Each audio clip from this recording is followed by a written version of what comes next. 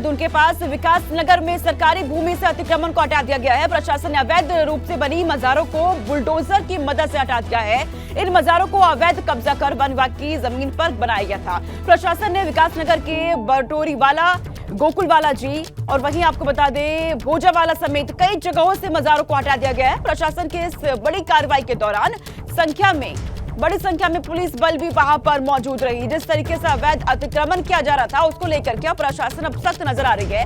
प्रशासन ने अवैध रूप से बने मजारों को बुलडोजर से हटा दिया है। तस्वीरें भी इसके सामने आई है आपके टीवी स्क्रीन पर। देहरादून से ये खबर है। देहरादून के पास विकास नगर में सरकारी भूमि से इस अतिक्रमण को हटा दिया गया और इस दौरान भारी संख्या में पुलिस फोर्स वहां पर मौजूद रही और इसको लेकर लगातार देखा जा रहा है। सीएम धामी भी सख्त तेवर में है। उनकी तरफ से ये साफ कह दिया गया है कि अवैध अतिक्रमण को फौरन हटाया जाए, बड़ी कार्रवाई इसको लेकर की जाए। और ये तस्वीरें भी आपके सामने बुलडोजर के माध्यम से अवैध रूप से अतिक्रमण किया गया था सरकारी जमीन पर और यहाँ पर ध्वस्त कर दिया गया इस मजार को और इस तरीके से लगातार कार्रवाई की जा रही है। उन मजारों पर जो अवैध रूप से बनाए गए हैं उन अतिक्रमण हटाए जा रहे हैं जो सरकारी जमीन पर अवैध रूप से बनाए गए हैं।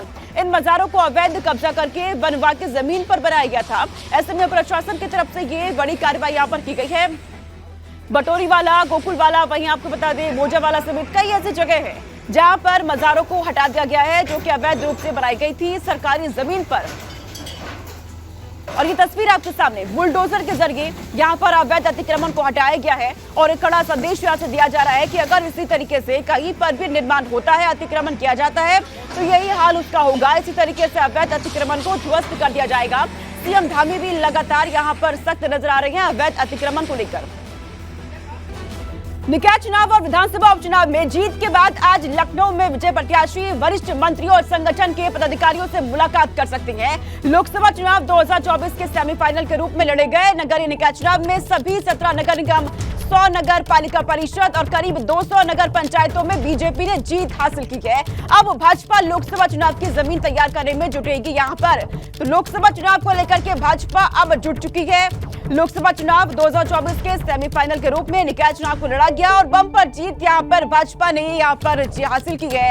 ऐसे में अब अगले साल होने वाले लोकसभा चुनाव को लेकर के भाजपा जुट चुकी है।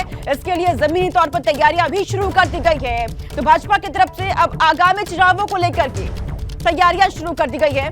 निकाय चुनाव और विधानसभा उपचुनाव में जीत के बाद लखनऊ में विजय प्रत्याशियों के साथ मुलाकात होने वाली है और यहाँ पर तमाम मुद्दों पर बातचीत होगी।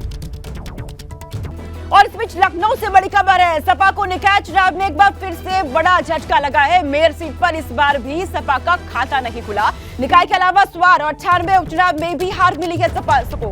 वह सीएम योगी के सत्ता संभालने के बाद से समाजवादी पार्टी की लगातार हार देखी जा रही है। इस बार भी समाजवादी पार्टी के हाथ मेयर की एक भी सीट नहीं आई है। बड़ा झटका यहाँ पे समाजवादी पार्टी के लिए। जब से सीएम योगी सत्ता में आए हैं, सत्ता संभालने के बाद से समाजवादी पार्टी को लगातार बड़े झटके लग रहे हैं और इस बार भी देखा गया है समाजवादी पार्टी की मेयर सीट पर हार। एक भी सीट नहीं जीत पाई है समाजवादी पार्टी। अखिलेश यादव जो कि रणनीति बना रहे थे, शिवपाल यादव के साथ मिलकर के प्रचार किया गया, लेकिन इसके बावजूद मेयर की एक भी सीट समाजवादी पार्टी के खाते में नहीं गई है।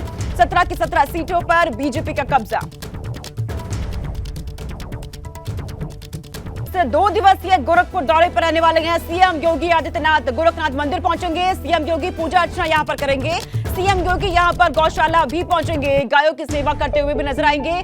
जनता दरबार भी लगा सकते हैं, ये भी जानकारी है। और इन सबके बीच निकाय के विजय प्रत्याशियों से भी मुलाकात करेंगे। जिस तरीके से निकाय में बम्पर जीत भाजपा को मिली है, महापौर की सभी सीटों पर भाजपा ने कब्जा कर लिया। ऐसे में विजय प्रत्याशियों से भी मुलाकात करेंगे, उनसे बातचीत करेंगे। आगे किस तरीके से काम करना है इस रणनीति पर बातचीत की जाएगी। सीएम योगी आदित्यनाथ 2 दिनों के लिए गोरखपुर में रहने वाले हैं। मंदिर पहुंचेंगे गोरखनाथ, वहां पर पूजा अर्चना की जाएगी। इसके बाद गौशाला भी जाएंगे, जो कि अक्सर सीएम योगी आदित्यनाथ करते हैं। उनकी तस्वीरें सामने आती है। गौशाला पहुंच करके गौ सेवा भी की जाती है।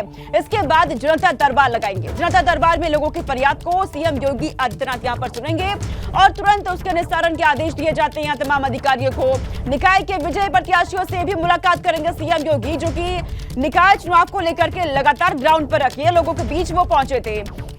जनसभाएं की गई उनकी तरफ से और इसी का नतीजा ये निकला कि सभी महापौर की सीट पर भाजपा का कब्जा। यहां पर तमाम विपक्षी पार्टियों को यहां पर करारी शिकस्त भाजपा ने दी है।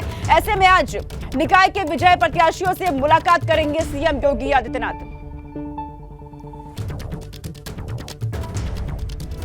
समाजवादी पार्टी को निकाय चुनाव में भले ही झटका लगा हो, लेकिन इटावा में शिवपाल यादव का जादू जमकर चला है। इटावा के तीनों नगर पालिकाओं पर समाजवादी पार्टी ने जीत दर्ज कर ली है। इटावा की 3 नगर पालिका परिषद और 3 नगर पंचायत की सीटों पर चुनाव के लिए समाजवादी पार्टी के साथ साथ भाजपा ने भी पूरा जोर यहां पर लगा दिया था। शिवपाल जी, जिस तरह से आपने लगातार दिन रात नहीं देखा और चुनाव प्रचार में लगे रहे और ये जो बड़ी जीत समाजवादी पार्टी के गढ़ में हुई है, किस तरह से देखते हैं? यहाँ पर सभी समाजवादी पार्टी के कार्यकर्ता लगे रहे और सभी की सब नगर पालिका की सभी सीटें यहाँ पर समाजवादी पार्टी ने जीत हासिल कर ली है। एक तरह से देखा जा रहा था कि आप यहाँ पर रहे, आपने बाकायदा लगातार दौरे किए, यहाँ की ये आसपास औरैया, मैनपुरी, फरकाबाद, आप चारों तरफ लगातार कंट्रोल किए रहे और जिस तरह से यहाँ एक तरह से भाजपा अपनी लीड बना रही थी और उसको आपने तोड़ते हुए सपा का झंडा यहाँ पर चम लहराया है, किस तरह से रहा और ये पूरे इस जीत में और किस तरह की चीज़ें आपने फेस की? देखिए, ये छोटे छोटे चुनाव हैं, इसमें गुटबंदी भी हो जाती है, बहुत से सामाजिक कार्यकर्ता विद्रोह करके लग जाते हैं, तो ये तो तब भी समाजवादी पार्टी ने सभी सीटें जीती हैं और आगे हम संगठन की समीक्षा भी करेंगे और समीक्षा करते हुए मजबूत संगठन बनाएंगे और 2024 का चुनाव आएगा तो उसमें संगठन को मजबूत करके समीक्षा करके जिस तरीके से समीक्षा हुई है तो समीक्षा जरूर होगी। कैमरामैन अमोल कठेरिया के साथ अमित मिश्रा, एबीपी गंगा, इटावा।